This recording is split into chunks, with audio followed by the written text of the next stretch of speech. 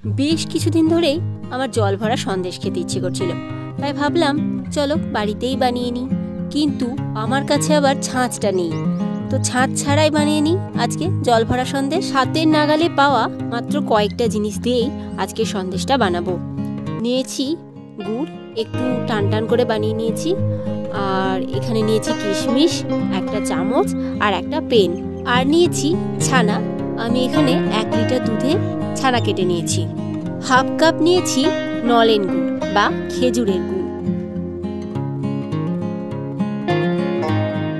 এইবার ছানাটাকে আমি একটু হাত দিয়ে ভালো করে মেখে নেব।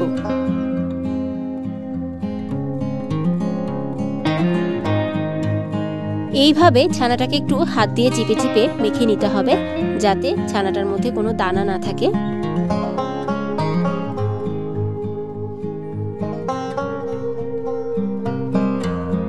ছানাটা মাখানো হয়ে গেছে, এবার সন্দেশটা পাক দেওয়ার পালা। কড়াইয়ের মধ্যে দিয়ে দিলাম ছানাটা। এবার আস্তে আঁচ দিয়ে সমানে ছানাটাকে নাড়তে থাকতে হবে, না হলে কিন্তু পুড়ে যাবে। গুড়টাও দিয়ে দিলাম।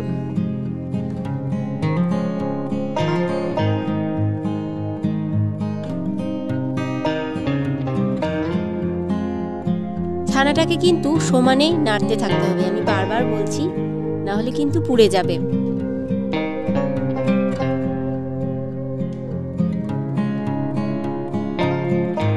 সেটা ততক্ষণই বানাতে হবে যতক্ষণ না সন্দেশটা কড়াই ছেড়ে উঠে আসছে।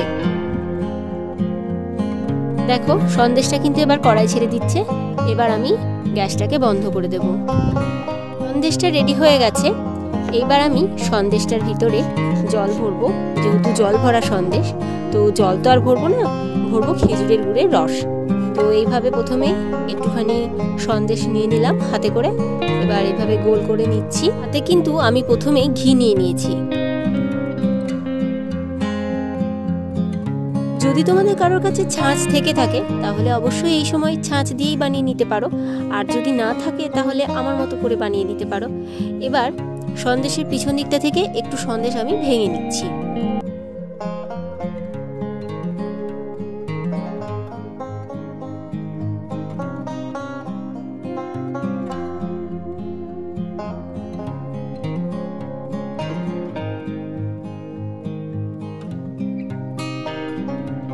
এইবার একটা রুলের সাহায্যে বা একটা পেনের সাহায্যে এই সন্দেশের পিছন দিকটা এভাবে একটু ফুটো করে নিতে হবে।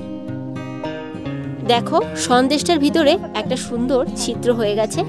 এবার এখানে আমি অল্প করে খেজুর গুড়ের রস ভরে দেব।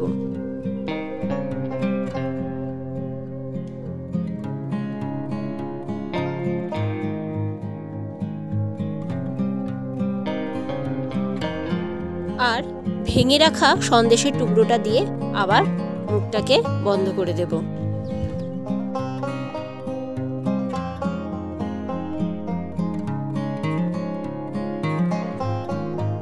আর সন্দেশটাকে একটু সাজানোর জন্য দিয়ে দিলাম ওপর থেকে একটা করে কিশমিশ। জল ভরা সন্দেশে কিশমিশ দেওয়া থাকে সন্দেশের উপর, তাই আমি কিশমিশই ব্যবহার করলাম। কিন্তু তোমাদের যদি কিশমিশ খেতে কারো ভালো না লাগে বা অন্য কোনো ড্রাই ফ্রুটস ব্যবহার করতে চাও তাহলে সেটা করতেই পারো। আমার জল ভরা সন্দেশ কিন্তু একেবারেই রেডি হয়ে গেছে, আর খেতেও দুর্দান্ত হয়েছে। আশা করি তোমাদের খুব ভালো লেগেছে, তোমরাও বাড়িতে একবার ট্রাই করতে পারো। আজকের মতন এখানেই শেষ করলাম। দেখা হচ্ছে আবার নেক্সট কোনো রেসিপি নিয়ে।